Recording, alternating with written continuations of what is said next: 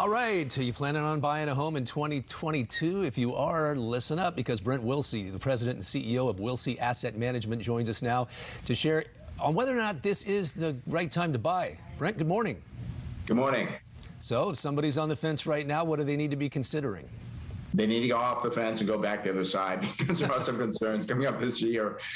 This is not 2021. This is now 2022. We know we're going to have rising interest rates. And by the way, the median price of a home in San Diego County right now has now risen to $850,000. But yet, the sales are down about 7% in December. So things appear to be changing.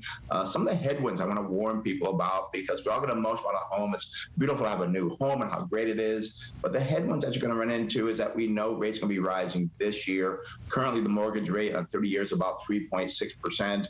We can see that rise to 4, maybe 4.5 by the end of the year. And it has been noted that once you get above 4%, it takes a lot of people out of the market. What that does, it hurts the demand on homes, which supply demand being what it is, that can actually reduce the prices there. And let's not forget about our friend called the inflation. People are now spending more for energy, more for food.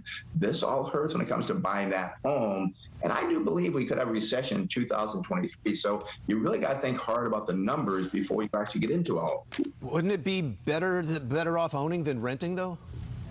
Not really, and that's why I kind of break down the numbers for you. I think differently than a lot of people. I think about the numbers. Before making any decision, I always look at the worst case scenario. Let's just take $1 million home, and you got to put down about $200,000 on a $1 million home. Well, if home prices just drop 10%, you just lost $100,000 or half of your down payment. Now, add to that for the year, you also have repairs, maintenance, property insurance. That's usually about 5%. So now you're talking about $5,000 there. Don't forget about the property taxes, about $12,000. So now you're down about, we're going to call it about $125,000 or so. So now you're in a difficult situation, and hopefully people did not borrow or take an 401k to put that down payment down their home. That's a terrible thing to do. I tell people never, ever do that. But let's just say now you're in a bad financial situation. You got to sell that home.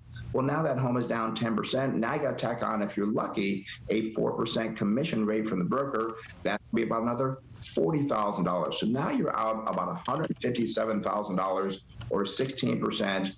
That $200,000 that you had, it is now worth about $43,000 when you take away all the expenses. So now you're in a bad financial situation. You've got to think about the numbers, take the emotions out of the equations, and think, is this really a good time to buy at perhaps the peak of the market? Be careful here. Well, with inventory as low as it is in San Diego County, here in our county, if you go to buy a house, there's a very good chance that you could get in a situation where you end up in a bidding war. And if you're in a bidding war and you outbid the next person, you might, the people who are bidding against you, if you outbid them, you might end up paying more for the home. But over the long term, wouldn't that make more financial sense? It could, but again, keep in mind that you never do well when you pay high for an investment or a home or anything you do. It never makes sense to do that. Investors do well when they're patient. You never want to buy at the high unless you really need that home. And I tell people, buying a home in a location, I'll just say Poway or wherever it may be, to where you want the school district and to raise kids, you know for sure you're going to be there for 20 years.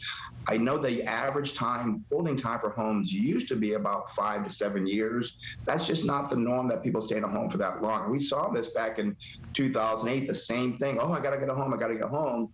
And then when the economy changes and things go down, people panic and they do another bad decision. So you really got to think through the numbers just to make sure this really makes sense. Better to be patient. If we do have a recession in 2023, 2024, that is going to take it away. And you also mentioned about the high demand, the bidding wars. I do believe those will go away because of the fact if rates are rising, it does take a lot of people out of the equation that can afford that home any longer. Yeah, very good point. Very good point. Okay, Brent Wilsey, Wilsey Asset Management. You're back to doing seminars in person, right?